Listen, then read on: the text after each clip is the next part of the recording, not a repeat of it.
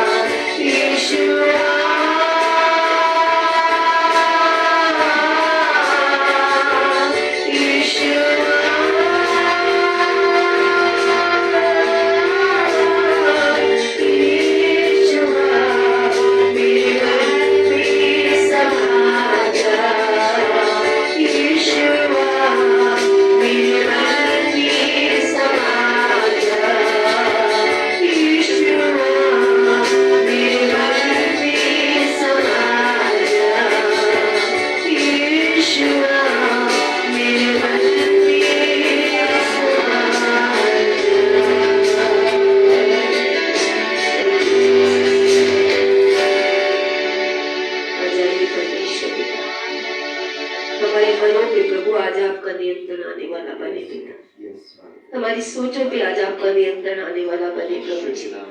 आज हर वो बात जो हमें कमजोर करती है प्रभु, बोझिल करती है, आप में बढ़ने से रोकती है पिता, आपकी इच्छा पूरी करने से रोकती है पिता, आज उन सारी बातों पे पवित्र आत्मा आप नियंत्रण लीजिए पिता। हम घटे आप बढ़े प्रभु जी, आप दिखे और हम छुपे भी नहीं पिता, इसमें हमारी मदद कीजिए मेरे पिता। आज प्रभु आप में जो हमारी पहचान है पिता, उस पहचान में बढ़ने में हम सभी पर प्रभु अनुग्रह करके सहायता कीजिए प्यारे पिता। अपने आप को प्रभु ऑनलाइन के माध्यम से उपस्थित इस समय आने वाले समय में जितने जीवन जुड़ेंगे प्रभु, सभी को आपके अनुग्रह के हाथों में सौंप दे पिता। इस आराधना के द्वारा प्रभु अपने वचन के द्वारा अपने लोगों के बीच में आपकी उपस्थिति के द्वारा आज आप में बढ़ने में हम सभी की मदद और सहायता कीजिए। धन्यवाद के साथ ये प्रार्थना प्रभु यीशु मसीह के नाम से मांगते हैं, आमीन।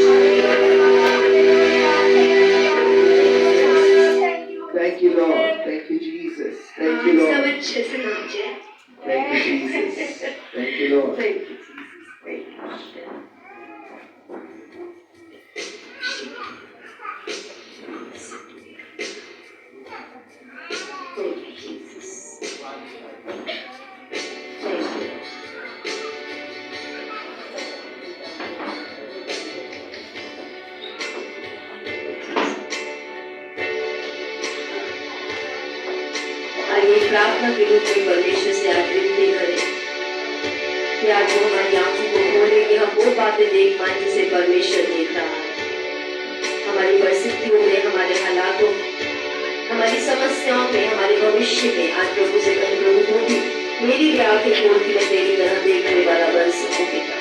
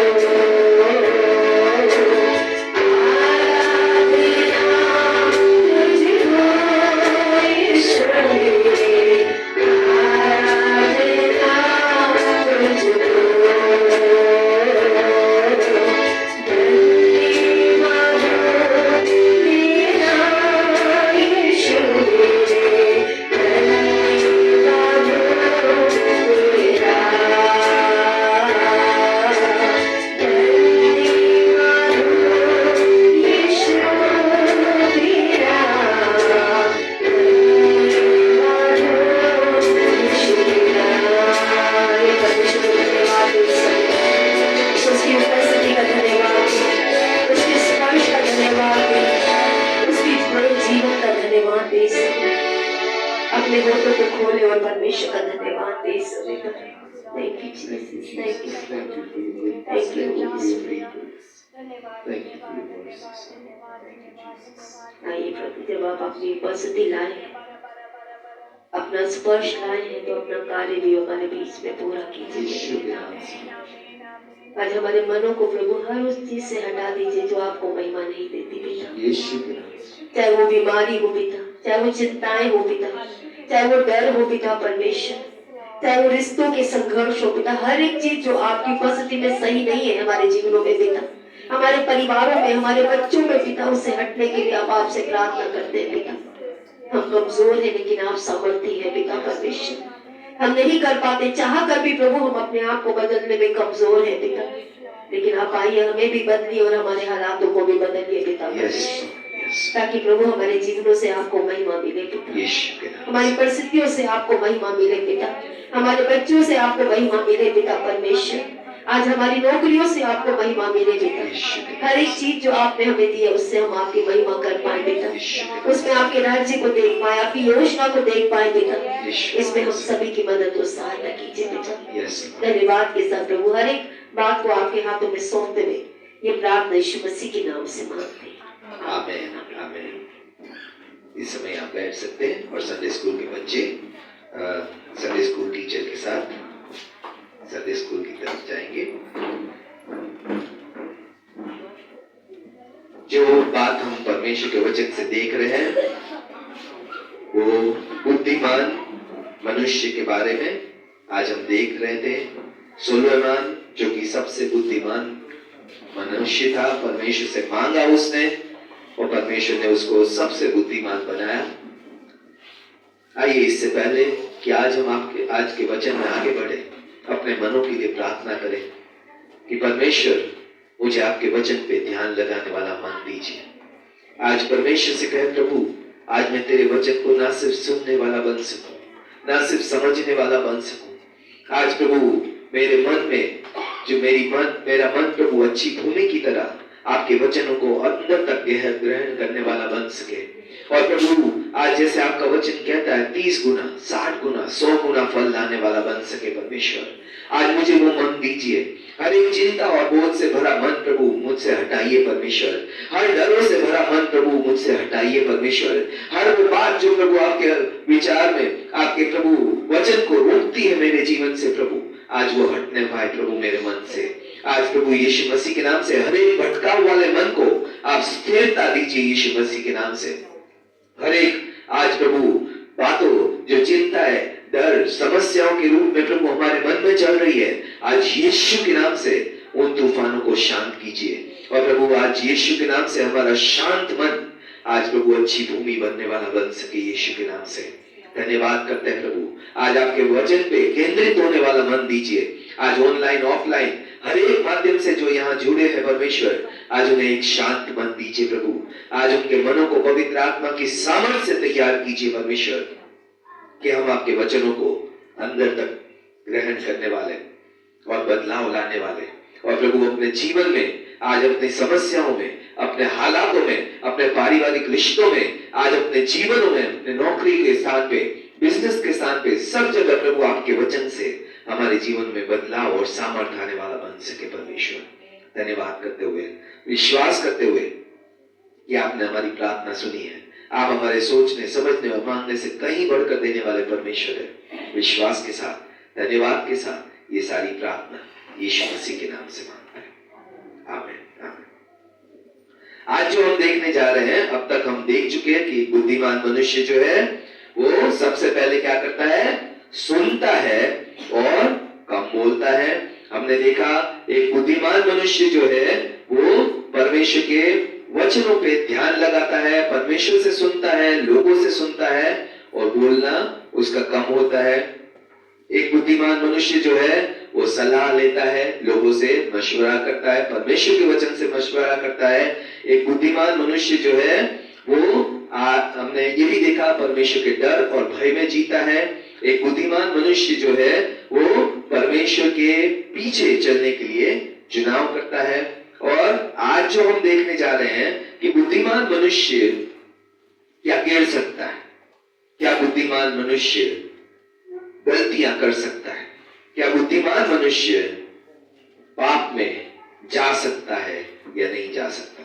ठीक है, तो आज सच्चाई ये है कि धरती का सबसे समझदार आदमी, सबसे बुद्धिमान मनुष्य जो कि सुलेमान राजा था, वो भी गिरा।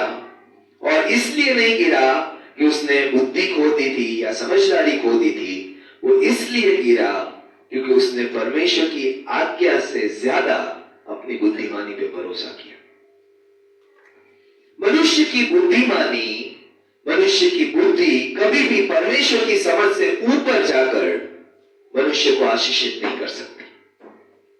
जैसे एक बच्चा कितना भी स्मार्ट हो, अपने माता पिता से ज्यादा बुद्धिमान या ज्यादा अनुभवी नहीं हो सकता। आज हमें ये बात समझने की जरूरत है कि परमेश्वर जिसने मनुष्य की सृष्टि की, उसकी बुद्धिमानी से ज्यादा बढ़कर हम बुद्धि प्राप्त नहीं कर सकते। और परमेश्वर की आज्ञा जो परमेश्वर की बुद्धि से मिली है, उसको तोड़कर बुद्धिमान मनुष्य ज्यादा दिन तक आशीषित नहीं रह सकता। और आज हमें ये बात याद रखनी है, क्योंकि सुलेमान ये भूल गया कि जिसने बुद्धि उसको दी थी वो उससे ज्यादा बुद्धिमान है। और अगर उसने कोई आज्ञा दी थी सुलेमान को, तो वो परमेश्वर ने अपनी बुद्धि से दी थी, जो शायद सुलेमान की बुद्धि उस समय ना समझ पाई। आज हम पहला राजा 11 अध्याय का 1 से लेकर 10 वचन पढ़ेंगे, और सुलेमान का अंत क्या हुआ ये देखना बहुत जरूरी है।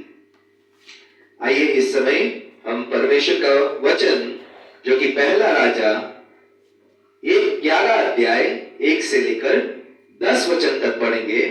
और पहला राजा 11 अध्याय 1 वचन कहता है, परंतु राजा सुलेमान फिरौन की बेटी और बहुतेरी पराई स्त्रियों से, जो मोआबी, अमोनी, एदोमी, सीदोनी और हित्ती थी, प्रीति करने लगा। राजा सुलेमान ने किससे प्रीति करने का चुनाव किया? फिरौन की बेटी, पराई स्त्री जो कि मोआबी, अमोनी, एदोनी, सीदोनी और हित्ती बैकग्राउंड से थी, उनसे प्रीति करने लगा। और वचन 2 कहता है, वे उन जातियों की थी जिनके विषय में यहोवा ने इस्राएल से कहा था कि तू उनके मध्य में ना जाना और ना वे तुम्हारे मध्य में आने पाए, क्योंकि वे तुम्हारा मन अपने देवताओं की ओर निसंदेह फेरेगी। उन्हीं की प्रीति में सुलेमान लिप्त हो गया। 3 वचन कहता है, और उसने 700 रानियां और 300 उसके 700 रानियां और 300 रखेलियां हो गई, टोटल मिला के 1000 पत्नियां। और उनकी इन स्त्रियों के ने उसका मन बहका दिया। आज एक बुद्धिमान पुरुष समझता है वो सब कुछ अपने आप हैंडल कर सकता है। और ये क्योंकि सबसे बुद्धिमान मनुष्य था, उसने सोचा मैं अन्य जातियों की औरतों को मेरी रखेल या मेरी रानी बनाकर उनको हैंडल कर लूंगा और परमेश्वर से कंटिन्यू आशीष पाता रहूंगा। 11 का 4 वचन कहता है, जब सुलेमान बूढ़ा हो गया, तब उसकी स्त्रियों ने उसका मन पराये देवताओं की ओर बहका दिया और उसका मन अपने पिता दाऊद की नाई अपने परमेश्वर यहोवा पर पूरी रीति से ना लगा रहा। सुलेमान तो सीदोनियों की अश्तोरेत नाम देवी और अमोनी के मिल्कोम नाम घृणित देवता के पीछे चलने लगा। 6 वचन कहता है, सुलेमान ने वह किया जो यहोवा की दृष्टि में बुरा है और यहोवा के पीछे अपने पिता दाऊद की नाई पूरी रीति से ना चला। और उन दिनों सुलेमान ने यरूशलेम के सामने के पहाड़ पर मोआबियों के कमोश नाम घृणित देवता के लिए और अमोनियों के मोलेक नाम घृणित देवताओं के लिए एक एक ऊंचा स्थान बनाया। 11:8 कहता है, सब अपनी सब पराई स्त्रियों के लिए भी जो अपने अपने देवताओं को धूप जलाती और बलिदान करती थी, उसने ऐसा ही किया। तब यहोवा ने सुलेमान पर क्रोध किया, क्योंकि उसका मन इस्राएल के परमेश्वर यहोवा से फिर गया था, जिसने 2 बार उसको दर्शन दिया था, और उसने इसी बात के विषय में आज्ञा दी थी कि पराये देवताओं के पीछे ना हो लेना, तो भी उसने यहोवा की आज्ञा ना मानी। एक बुद्धिमान मनुष्य जब परमेश्वर की आज्ञा को नहीं मानने का चुनाव करता है तो उसका गिरना तय। समय की बात है कि वो कितने समय में वो गिरेगा, लेकिन क्योंकि उसने परमेश्वर की बुद्धि या समझ से ऊपर जाकर अपनी बुद्धि और समझ से भरोसा किया, उसका गिरना तय था। और यहाँ पे एक वचन लिखा है, परमेश्वर ने उसको 2 बार दर्शन दिया था, उस परमेश्वर को छोड़कर उस परमेश्वर की ओर मुड़ गया जो मूर्तियां थी। आज क्या एक विश्वासी मूर्ति पूजा में वापस जा सकता है? अगर वो परमेश्वर की आज्ञाओं से ज्यादा अपनी बुद्धि पे भरोसा करेगा तो जवाब है हाँ। क्योंकि सुलेमान सबसे बुद्धिमान मनुष्य जब परमेश्वर की आज्ञाओं को छोड़कर अपनी बुद्धि पे चलने लगा तो उसका भी पतन हुआ, वो भी गिरा। आप और मैं जितने सोचते हैं परमेश्वर के वचन से ज्यादा मैं समझदार हूं, परमेश्वर के वचन से ज्यादा मुझे बुद्धि है, मेरा अनुभव परमेश्वर के वचन से अलग है और मैं अपने अनुभव के आधार पर फैसला लूंगा, परमेश्वर के वचन तो मूर्खता है। आज उन सभी विश्वासियों का गिरना तय, क्योंकि सुलेमान गिरा। और सुलेमान कहता है, जितने विश्वासी परमेश्वर की आज्ञा को तोड़कर आशीषों के पीछे भागेंगे, परमेश्वर की आज्ञाओं को घृणा करके, नफरत करके दूसरे परमेश्वर की ओर दूसरी चीजों को अपने जीवन में ऊपर स्थान देंगे, ऊंचा स्थान देंगे, परमेश्वर के बराबर स्थान देंगे, उनका गिरना तय है। और यहां पे सुलेमान ऐसी औरतों से प्यार करने लगा जो मोआबी, अम्मोनी, सिदोनी और हित्ती बैकग्राउंड से थी। ये वे महिलाएं थी जिसने परमेश्वर ने खास तौर पे कहा था, ये तेरे मध्य में नहीं आने चाहिए, ना तू उनसे शादी करना और ना अपने बच्चों की शादी उनसे करना। फिर भी सुलेमान ने प्यार में उन्हें कसकर पकड़ रखा और सोचा, मैं परमेश्वर को भी पकड़े रहूंगा और परमेश्वर जिससे नफरत करता है उसको भी पकड़े रहूंगा, और मैं दोनों को पकड़कर जीवन जी लूंगा। जब जब विश्वासी ये सोचता है कि मैं संसार को भी पकड़े रहूंगा और परमेश्वर को भी थामे रहूंगा, मैं फैशन को भी पकड़े रहूंगा, मैं परमेश्वर को भी थामे रहूंगा, मैं चालाकियों को भी पकड़े रहूंगा, परमेश्वर को भी थामे रहूंगा, तो ये बात तय है, परमेश्वर उनके हाथ से छूटेगा ही छूटेगा। उसने 700 पत्नियां और 300 रखेले की, और उन्हीं पत्नी और रखेलों ने उसका मन परमेश्वर से दूर कर दिया। जब 6 पद पर पहुंचते हैं तो कहते हैं, सुलेमान ने परमेश्वर की नजर में बुराई की, अपने पिता दाऊद की तरह पूरी तरह से परमेश्वर के पीछे नहीं चला।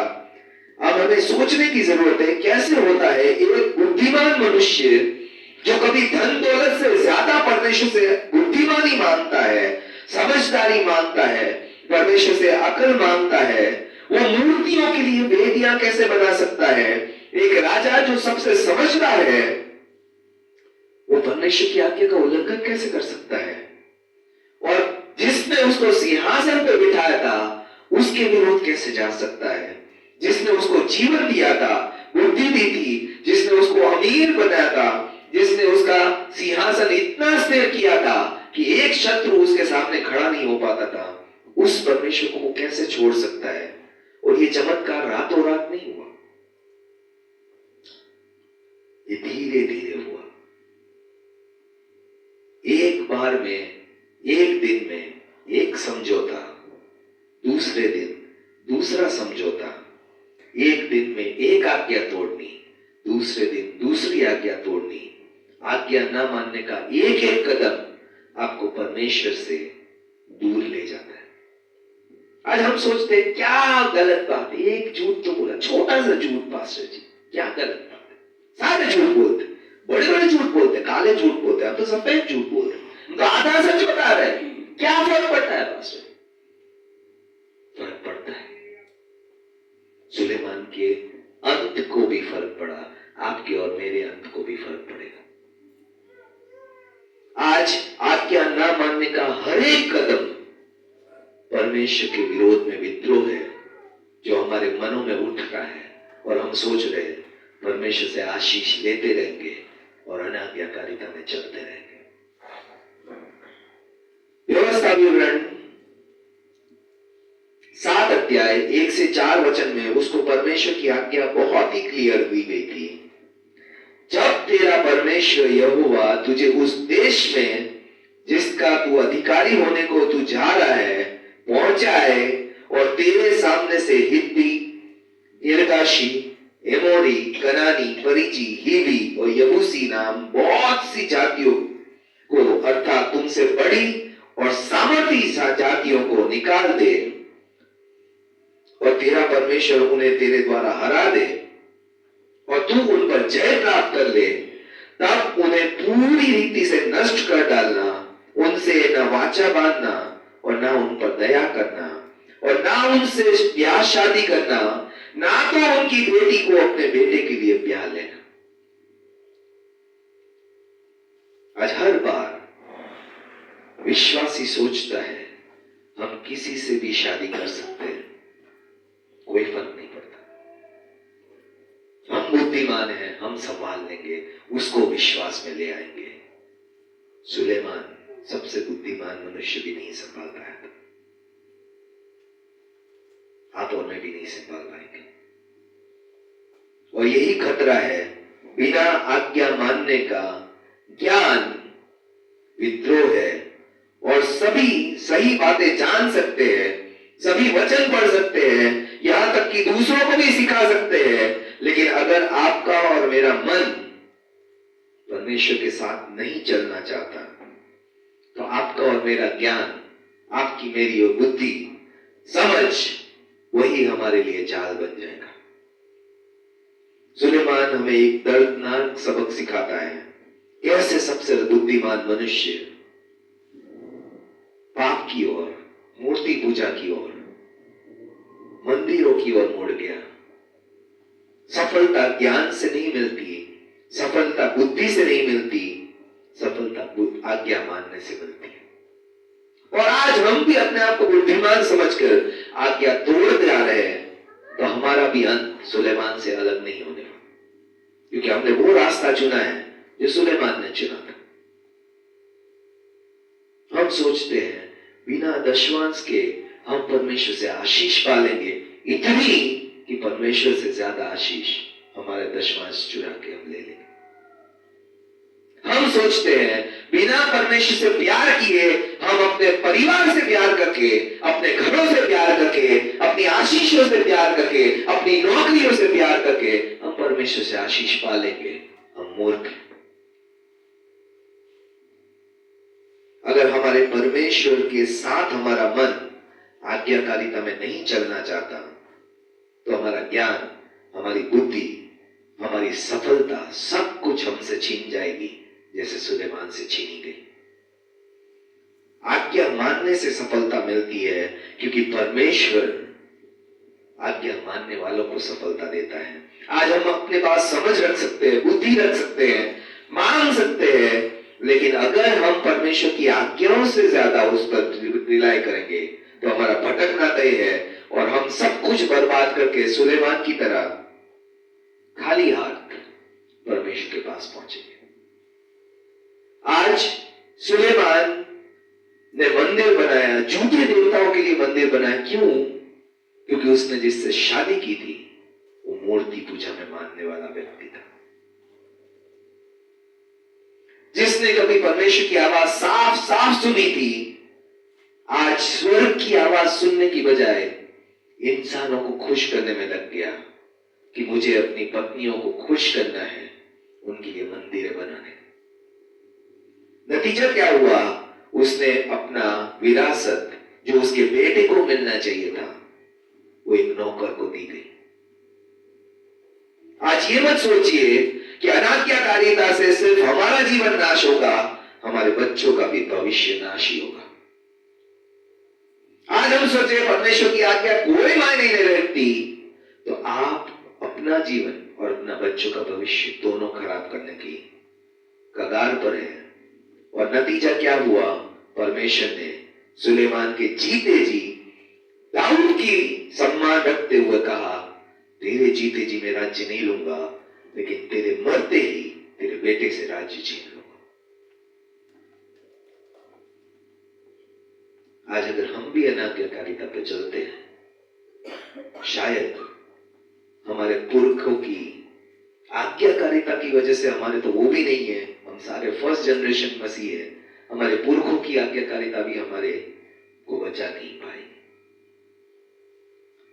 आज 11 पद में परमेश्वर ने स्पष्ट कहा कि तुम्हारा यही एटीट्यूड है और तुमने मेरी वाचा और मेरे आदर्शों का पालन नहीं किया, इसलिए निश्चित रूप से राज्य तुमसे छीन लूंगा और तुम्हारे एक नौकर को सौंप दूंगा। सारी आशीषें जो आपने कमाई है वो आपके बच्चों को नहीं, एक नौकर को जाए। क्यों? क्योंकि हमने आज्ञा ना मानने का चुनाव किया। इस बात को समझना हर विश्वासी के लिए जरूरी है। परमेश्वर ने राज्य इसलिए नहीं चुना कि सुलेमान अभी बुद्धिमान नहीं रहा था, इसलिए चुना, छीन लिया क्योंकि आज्ञा मानना छोड़ दिया था। और आज कितने ही लोग अपने बुद्धि का इस्तेमाल परमेश्वर की आज्ञा को तोड़ने के लिए कर रहे हैं और सोच रहे हैं हमारा भविष्य सुरक्षित है, हमारे बच्चे का भविष्य सुरक्षित है, हमारी नौकरियां सुरक्षित है, हमारे रोजगार सुरक्षित है, हमारा स्वास्थ्य सुरक्षित है और ये कभी हमसे छीना नहीं जाएगा। आज सुलेमान हमें एक लेसन सिखा के जाता है, बहुत दर्दनाक लेसन है। कितने भी बुद्धिमान हो, कितनी भी ऊंचाइयों पे आप पहुंच गए हो, अगर आज्ञा ना मानने वाला मन है तो हमसे आशीषें छीन ली जाएगी, हमसे वो पोजीशन छीन ली जाएगी, हमसे वो ऊंचाइयां छीन ली जाएगी जो परमेश्वर ने हमें पहुंचाया। और सुलेमान आज हमें आज के जीवन में क्या सिखाता है? कई बार हम अपने जीवनों को बना तो रहे हैं, लेकिन हमारा मन परमेश्वर से दूर भाग रहा है। आज जिस नौकरी का, जिस कैरियर का, जिस कमाई के साधन का आपने चुनाव किया है, क्या वो परमेश्वर का मन या परमेश्वर की आज्ञा मानने दे रहा है या नहीं मानने दे रहा है? जरूरी है ये सोचना कि अगर मेरी नौकरी, मेरा इनकम, मेरा काम, मेरा रोजगार मुझे परमेश्वर से दूर लेता जा रहा है और मैं सोच रहा हूं मैं बुद्धिशाली हो रहा हूं, शक्तिशाली हो रहा हूं, मैं अमीर हो रहा हूं, मैं पैसे वाला हो रहा हूं, तो आज सुलेमान के जीवन से सीखे कि ईमानदारी के बगैर ये सारा हमसे छीन लिया जा सकता, एक चुटकी में छीन जाएगा और हमें रोना भी नहीं आएगा, समझ नहीं आएगा कि कैसे रोए, एक ही दिन में सब कुछ छीन गया। आज सुलेमान जो देश देश के राजाओं को, रानियों को सलाह देता था, फिर भी गिर सकता है। आप और मैं उससे ज्यादा बुद्धिमान नहीं है। इसलिए अगर हमने चुनाव किया है कि हम ऐसे फैसले ले रहे हैं जो परमेश्वर के वचन के विरोध में है, तो हमें एक क्षण नहीं लगेगा सब कुछ खोते हुए, एक पल नहीं लगेगा सब कुछ खोते हुए, क्योंकि ईमानदारी के बगैर बुद्धि विनाश की ओर ले जाती है। अगर हमारा मन ईमानदार नहीं है परमेश्वर की ओर, परमेश्वर की आज्ञा की ओर, परमेश्वर के प्रेम के प्रति अगर हम आज भी ईमानदार नहीं है, तो हमारी बुद्धि हमें विनाश की ओर ले जा रही है। सुलेमान की कहानी हमें सिखाती है उसका पतन, उसका गिरना ज्ञान की कमी के कारण नहीं हुआ, उसके जीवन में वफादारी की कमी थी। उसको मन परमेश्वर परमेश्वर के प्रति वफादार नहीं था। आज जो आशीष आपने पाई है, क्या आपका मन परमेश्वर की ओर वफादार है? कि आशीष हो या ना हो, मैं परमेश्वर को नहीं छोड़ूंगा, मैं परमेश्वर की आज्ञाओं को नहीं छोड़ूंगा, मैं परमेश्वर की एक भी आज्ञा ना तोड़ने के लिए सब कुछ खोने को तैयार हूं, लेकिन परमेश्वर की आज्ञा को नहीं तोड़ूंगा। अगर ये मन है तो हमें आशीषित होने से कोई नहीं रोक सकता। लेकिन अगर मन है कि ऐसे भी करके मैं बस पैसे वाला हो जाऊं, मैं सिर्फ ये खरीद लूं, मैं सिर्फ वो प्राप्त कर लूं, मैं सिर्फ यहां पहुंच जाऊं, वहां पहुंच जाऊं, तो आज हम सब कुछ खोने के लिए सुलेमान की तैयार रहना, यही बुद्धिमान मनुष्य सिखाता है।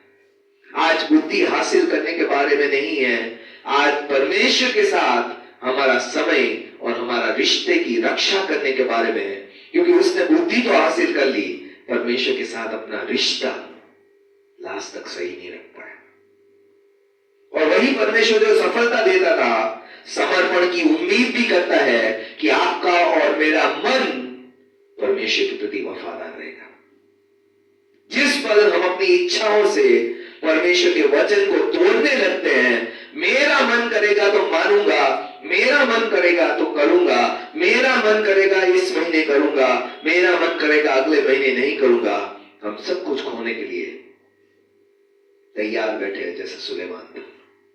आज आपने कितनी भी मेहनत से क्यों ना बनाया हो, सुलेमान का अगर साम्राज्य देखो, बहुत मेहनत से बनाया गया था, उसने सब कुछ खो दिया, एक नौकर के हाथ में गया जिसने कोई मेहनत नहीं की थी। इस वजह से नहीं कि नौकर ज्यादा धर्मी था, इस वजह से कि उसका मन बेईमान था। इस पल आज हम परमेश्वर की आज्ञाओं से ज्यादा आशीषों से प्यार करने लगते हैं, तो हमें पूछना जरूरी है, क्या मैं ऐसा कुछ बना रहा हूं जो परमेश्वर एक झटके में छीन नहीं देगा? क्या मैं परमेश्वर के गुस्से को भड़का रहा हूं? क्या मैं परमेश्वर को चैलेंज कर रहा हूं, तेरी आज्ञा तोड़कर भी मैं आशीष पा सकता हूं? और ये सोच रहे हैं कि परमेश्वर दिखाएगा नहीं आपको, तो हम मूर्ख हैं। उसने सुलेमान सबसे ताकतवर इंसान को भी दिखा दिया कि वो सिर्फ एक मनुष्य है। आज हमारा समय हम किस चीजों के पीछे दे रहे हैं? परमेश्वर सिर्फ नतीजों में ही इंटरेस्ट नहीं रहता, परमेश्वर आपके मन कहाँ है वो देख रहा है। किन बातों में आपने और मैंने मन लगाया? बुद्धिमान बन सकते हैं, लेकिन हमारा मन आज बुद्धिमानी से विरोध, परमेश्वर के विरोध में भी चल सकता है। आज हमें हर एक विरोध को, हर एक आज्ञा टालने वाले स्वभाव को परमेश्वर की आज्ञाकारिता से मारना होगा, खत्म करना होगा कि मैं इस अनाज्ञाकारी मन को अपने अंदर नहीं रहने दे सकता। क्योंकि अगर ये रह गया तो मेरी आशीष, मेरा स्वास्थ्य, मेरी नौकरी, मेरी चंगाइयां, मेरा जीवन, मेरा परिवार, मेरा बच्चे, मेरा भविष्य सही नहीं रहेगा। एक को तो खत्म करना पड़ेगा, या तो अनाज्ञाकारिता खत्म होगी, या तो आपके जीवन से सारी परमेश्वर की आशीष खत्म होगी। बात तय, हम चुन लें कौन सा चुनाव हम करेंगे। आज बुद्धि से शुरुआत करना काफी नहीं है, क्योंकि आज्ञाकारिता अगर बुद्धि के साथ नहीं चल रही है तो आज हमारे लिए सुलेमान का जीवन चेतावनी है। बुद्धि से ऊपर उठा, लेकिन अनाज्ञाकारिता से नीचे गिरने में भी उसको समय नहीं लगा। परमेश्वर ने उसकी कहानी के दो हिस्से कर दिए, एक आज्ञाकारिता वाला, बुद्धिमानी से आशीषों से भरा, दूसरा अनाज्ञाकारिता वाला, जिसमें सब कुछ उससे छीन लिया गया। और आज सुलेमान एक सफल राजा के रूप में नहीं, एक विफल राजा के रूप में गिना जाता है। दाऊद शायद उतनी ऊंचाइयों पे नहीं पहुंचा, लेकिन परमेश्वर ने कहा दाऊद का मन मेरे प्रति सही रहा लास्ट तक।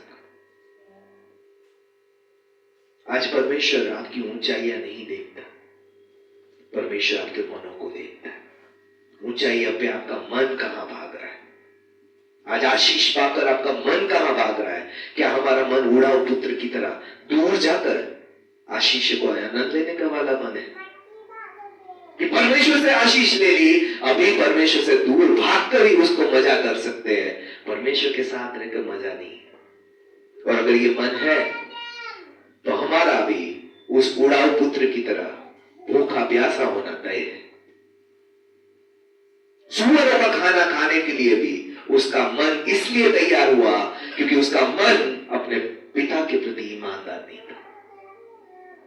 आज हर बेईमान मन अपने आप को पतन के लिए तैयार करता है, गिरने के लिए तैयार करता है, विफलताओं के लिए तैयार करता है, ऊंचाइयों से गिरने के लिए तैयार करता है। लेकिन आज अगर हर ईमानदार मन है तो हमारी बुद्धि हमारी जीवनों को हमेशा और ऊंचाइयों पर ले सकते हैं। क्या आज सुलेमान और सफल हो सकता था अगर उसने आज्ञाकारिता रखी होती? तो उसकी सारी आशीषें उसके वंश तक पीढ़ी पीढ़ी चलती रहती।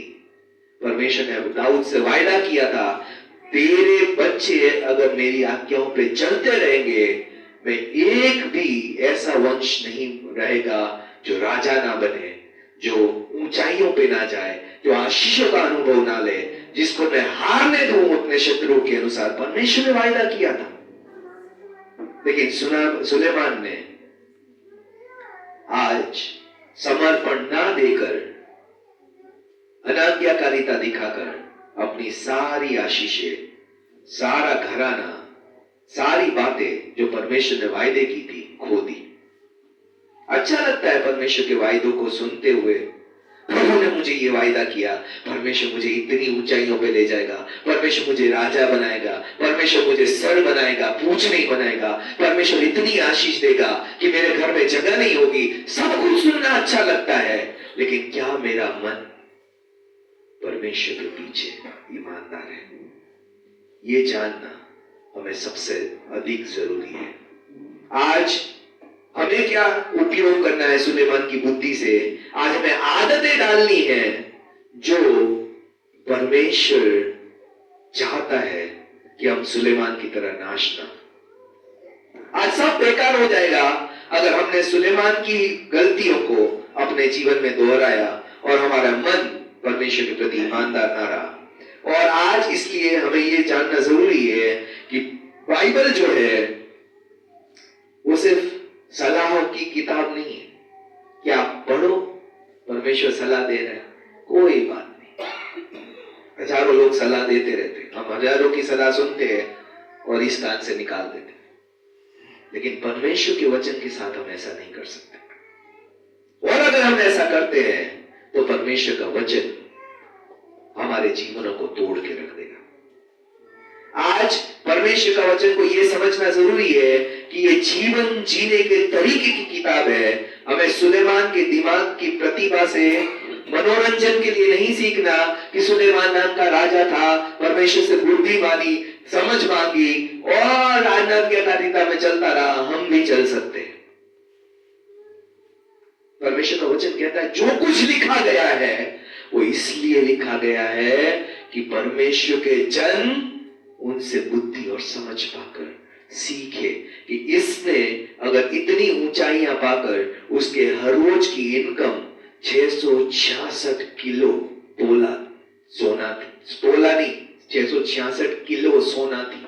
आज सोने का रेट पता है आपको? 10 ग्राम का जो रेट चल रहा है वो 10 ग्राम का चल रहा है। उसको रोज की इनकम कितनी थी?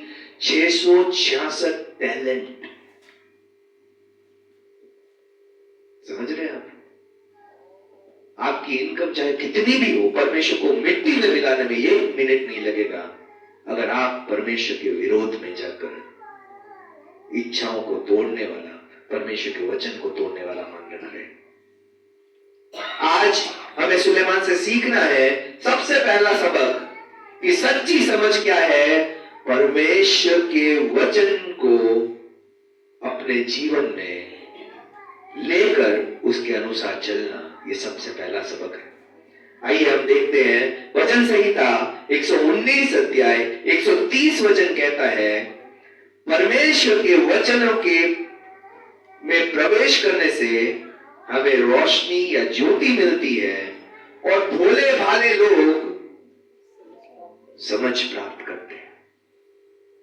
आज अगर हमें लगता है हमें बुद्धि नहीं है, समझ नहीं है, लोग हमें बुद्धू बना जाते हैं, तो आज परमेश्वर के वचन को अपने जीवन में लेना शुरू कीजिए। एक दिन आएगा जब आप सभी से बुद्धिमान बन जाएंगे अगर उस वचनों के अनुसार चलते रहते हैं। इसलिए वचनों के खुलने से लिखा है, हमारे बाइबल जितने बंद रहेंगे ना उतने ही हम मूर्ख हैं, और जितने वचन खोले हैं उतने ही हम बुद्धिमान बनते जाएंगे। मेरे पास्टर कहते थे, एक विश्वासी की बाइबल मुझे दिखा दो, मैं उसको पूरा आत्मिक जीवन दिखा सकता हूं कि उसका आत्मिक जीवन कैसा है।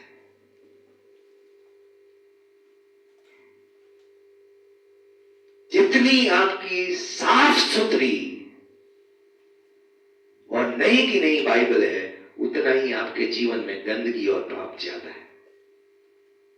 तो जितनी गंदी आपकी बाइबल, मैं 6 बाइबल तोड़ चुका हूं, शायद 8वीं चल रही है, 7वीं या 8वीं, इसलिए नहीं तोड़ी कि मन किया तोड़ दी, पढ़ पढ़ कर सीख सीख के अपने जीवन में उतार उतार कर एक बाइबल की ऐसी हालत हो जाती है कि उसे और पढ़ा नहीं जा सकता। तब जीवन सुधरता है, तब बुद्धिमानी हमारे जीवन में प्रवेश करती है। हर बार वचन के खुलने से प्रकाश मिलता है और हमारे जीवनों का अंधकार दूर होता है। और उतना ही सही है, जितना वचन बंद है उतना भी आपका और मेरा दिमाग भी बंद ही है। लोग बोलते ना जड़ बुद्धि का है, वो विश्वासी जड़ बुद्धि का है जो बाइबल नहीं खोलता। दाऊद ने कहा, मैं पशु सरीखा हूं अगर तू मुझे बदले ना था।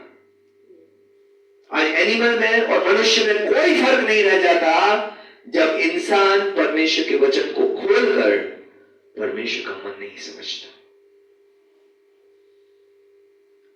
इसका मतलब है हर बार जब हम बाइबल खोलते हैं सिर्फ पढ़ते नहीं हैं, आप बुद्धि प्राप्त करते हैं, समझ प्राप्त करते हैं, दुनिया की चुनौतियों पर परमेश्वर का नजरिया, परमेश्वर के सोचने का तरीका प्राप्त करते हैं, रोजाना परमेश्वर के वचन पर ध्यान देते हैं। परमेश्वर का वचन हमसे बात करता है, हमें तेज करता है, हमें बदलता है, हमें सुधारता है, हमारे विचार बदलता है, हमारा बोल चाल बदलता है, हमारे फैसले लेने का तरीका बदलता है, हमारे गुस्सों को काबू करता है, हमारे भावनाओं पर नियंत्रण लाता है और लोग हमें बुद्धिमान समझने लगते हैं। एक समय था जब अपने गलत तरीके से जल्दी फैसले लेने के लिए मैं बहुत फेमस था। 1 सेकंड में मैं फैसला ले लेता था, कभी नहीं सोचता था सही लिया कि नहीं लिया। और आज परमेश्वर के वचन से मैंने एक बात समझी, फैसले लेने में बहुत समय लेना चाहिए, बहुत लोगों से बात करनी चाहिए, परमेश्वर के वचन की सही समझ रखनी चाहिए। सबसे पहला सवाल पूछना चाहिए, क्या परमेश्वर के वचन के विरोध में तो नहीं फैसला ले रहा हूं? और अगर ले रहा हूं तो किसी और से पूछने की जरूरत नहीं है, वहीं से फैसला बदल दीजिए। आज परमेश्वर के वचन की गहराइयों में उतरने की जरूरत है। परमेश्वर के वचन से पूछना है, प्रभु मैं क्या ये करूं या ना करूं? और एक मसीह जीवन गहराइयों को 5 मिनट पढ़कर प्राप्त नहीं कर सकता। 5 मिनट बाइबल पढ़ ली और सोचो, परमेश्वर ने सारा ज्ञान मेरे में डाउनलोड कर दिया। इवन आपके फोटो को डाउनलोड करने में 5 मिनट से ज्यादा लगता है, वीडियो को डाउनलोड करने। आप परमेश्वर के ज्ञान को डाउनलोड करना चाहते हैं 5 मिनट पढ़कर, और आप सोचते हैं आप बुद्धिमान है। आज हमें गहराई में जाने की जरूरत है, लंबे समय तक, जब तक परमेश्वर का वचन हमें बदल ना दे।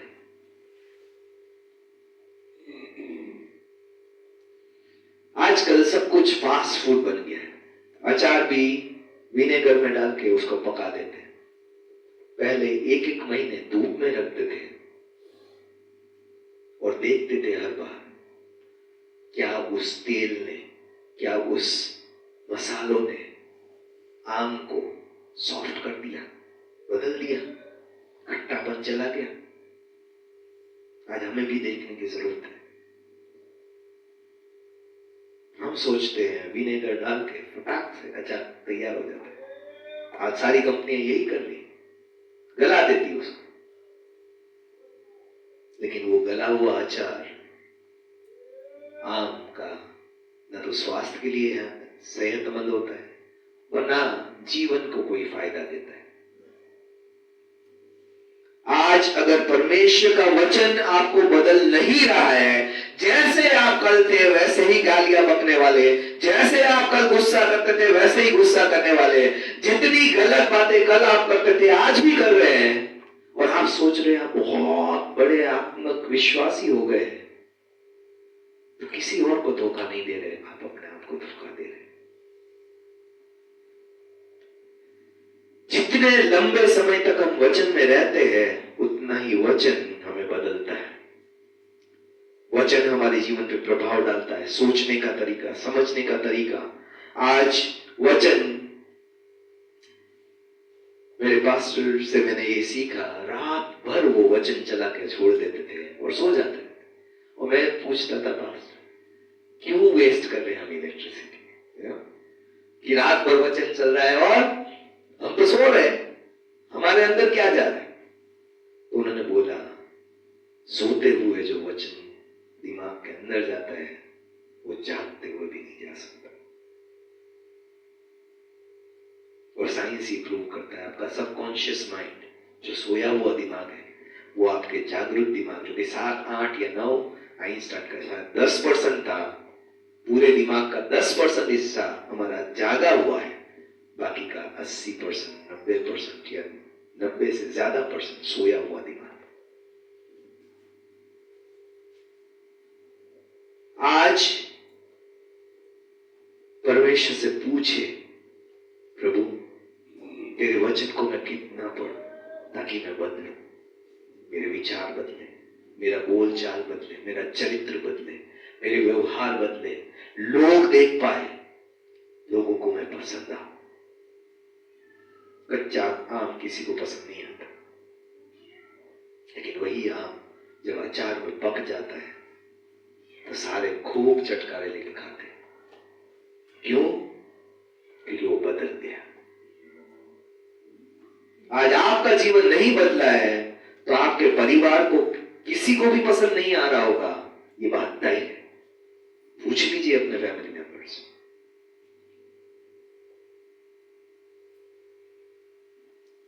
क्यों?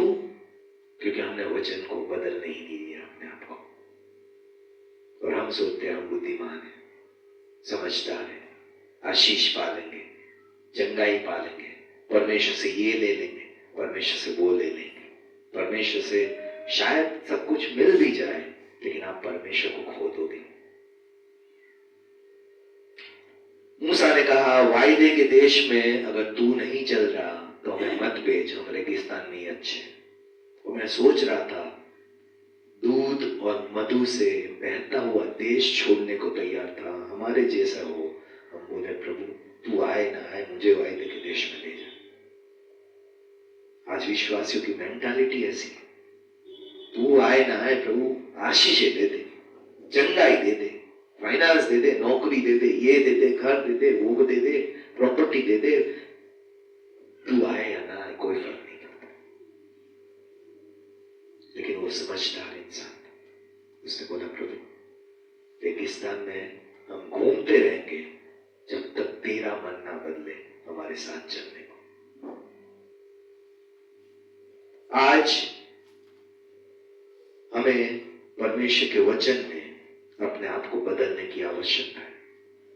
सबसे पहला सबक जो हम सुलेमान के जीवन से सीख सकते हैं कि तेरे वचन को खुलने से हमें ज्योति मिलती है और वो भोले भाले लोगों को समझ देता है। आइए हम आज अपने आप को परमेश्वर की उपस्थिति में जांचने वाले लोग बने, ना सिर्फ सुनने वाले लेकिन परमेश्वर से समझने वाले लोग बनने वाले बन सके। आज अपने आप को जांचे, क्या मेरा मन परमेश्वर की आज्ञाओं को तोड़ने से खुश है, या मेरा मन हर बातों को छोड़कर परमेश्वर की आज्ञा मानने के लिए फोकस्ड है। आज किस तरीके का मन है मेरे पास? आज अपने आप से पूछिए, परमेश्वर से पूछिए, प्रभु मेरा मन तेरी आशीषों के पीछे है या तेरे वचन के पीछे है, आज्ञा मानने के पीछे है? और अगर आज हमें पता चल रहा है कि मेरा मन परमेश्वर की आज्ञाओं से दूर भागकर आशीषें पाना चाहता है, चंगाई पाना चाहता है, सुरक्षा पाना चाहता है, मेरा मन आज बदलना नहीं चाहता परमेश्वर के वचन से, परमेश्वर के वचन को खुलने से आज मेरे मन में प्रकाश नहीं आ रहा है, आज परमेश्वर से कहे, प्रभु मेरे मन को बदल। आज सुलेमान की तरह मैं सब कुछ खोना नहीं चाहता परमेश्वर। आज बुद्धिमान होते हुए प्रभु आज्ञाकारिता को टालने वाला मन मुझसे हटा प्रभु। आज यीशु मसीह के नाम से अपने आप को परमेश्वर के हाथ में सौंपे, परमेश्वर से कहे, प्रभु आज तेरे वचन के खुलने से मुझे प्रकाश मिले, मेरा जीवन प्रभु आज वचन में इतना लगा रहे कि मेरा स्वभाव, मेरा चरित्र, मेरी इच्छाएं, मेरा बोलचाल, मेरा व्यवहार, मेरा सब कुछ बदलने वाला बन सके परमेश्वर। आज प्रभु मुझे बदलिए यीशु मसीह के नाम से, ताकि प्रभु आज जैसे तू पसंद करता है वैसा मैं बन सकूं परमेश्वर। आज जितने जीवन से परमेश्वर ने बातें की है और परमेश्वर ने ये इच्छा डाली है, आज परमेश्वर की उपस्थिति में खड़े होकर कहे, परमेश्वर मुझे ऐसा मन दे परमेश्वर जो तेरी आज्ञा मानना चाहे प्रभु। आज प्रभु बुद्धि और समझ प्रभु तेरे वचन से लेने वाला बन सकूं। आज अपनी बुद्धि और समझ से प्रभु तेरी आज्ञा तोड़ने वाला मन हटा प्रभु यीशु के नाम से।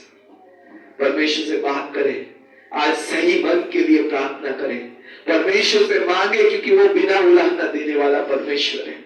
आज ऐसा मन मांगे जो परमेश्वर की आज्ञाओं के लिए सब कुछ छोड़ने को तैयार हो, सब कुछ को ना कहने को तैयार हो। आज परमेश्वर से कहे, प्रभु वो सुलेमान वाला मन हटा मुझसे प्रभु। आज प्रभु सिर्फ आशीषें मिल जाने से, सिर्फ चंगाई मिल जाने से, अच्छी नौकरियां मिल जाने से प्रभु, अच्छी प्रभु चीजें मिल जाने से, आज मेरे अंदर जो तेरे विरोध भागने का मन है परमेश्वर, आज उसे हटा प्रभु। आज सिर्फ आशीषों के लिए तेरे पास आने वाला मन हटा प्रभु यीशु के नाम से। आज प्रभु मुझे आज्ञाकारिता का मन दे प्रभु।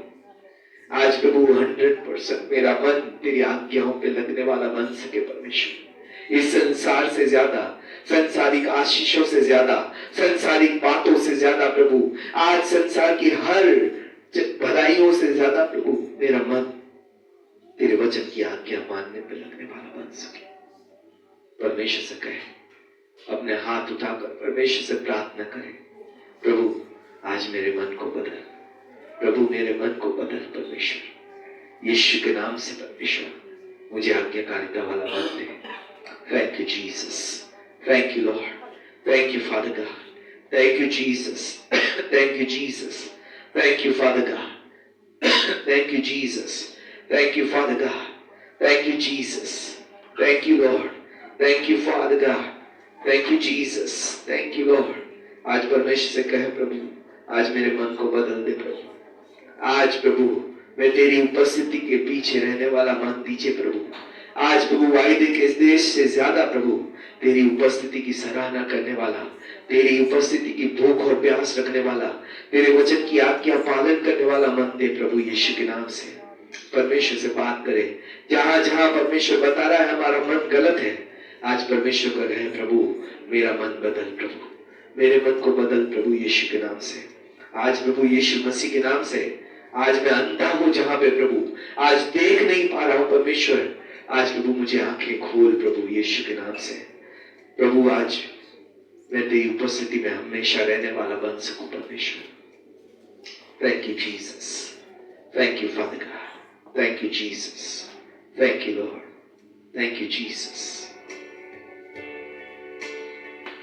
तू देता अंधों को रोशनी, आंखें खोल मेरी, आंखें खोल मेरी, आंखें खोल मेरी मेरे खुदा।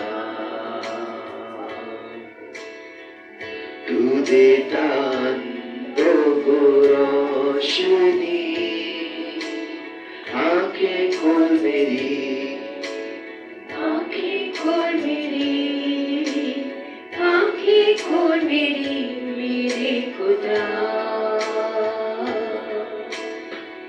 तेरी वचन में है राज ही, आंखें खोल मेरी, आंखें खोल मेरी, आंखें खोल मेरी मेरे खुदा। तेरे वचन में है राज ही, आंखें खोल मेरी, आंखें खोल मेरी, आंखें खोल मेरी मेरे खुदा। आज हम यीशु मसीह के नाम से प्रभु जी आपसे विनती करते हैं प्रभु, जैसे आपने अपने चेलों की बुद्धि को खोला था कि वो आपके पवित्र शास्त्र को समझ पाए पिता। आज मैं अपने लिए और कलीसिया के लिए प्रार्थना मांगती हूँ पिता। आज ऑनलाइन के माध्यम से जुड़े हुए जीवनों के लिए प्रार्थना करती हूँ प्रभु, आज हमारी भी बुद्धि को खोलिए पिता। कि आज हम सुलेमान की तरह जैसे आपसे बुद्धि मांग रहे हैं मेरे पिता परमेश्वर, आपके बुद्धिमान व्यक्ति की दी हुई सलाह की बातों को भी समझ रहे हैं पिता। आज हम उसके जीवन के अंत से भी सीखने वाले बने पिता। कि प्रभु उसने आपकी आज्ञाओं का पालन करना छोड़ दिया पिता परमेश्वर। आज बुद्धि प्राप्त करके, धन प्राप्त करके, योग्यताएं प्राप्त करके पिता परमेश्वर, हम आपकी आज्ञाओं को छोड़ने वाला जीवन ना जिए पिता परमेश्वर। आज हमारा मन आपके प्रति वफादार से भरने वाला बने पिता परमेश्वर।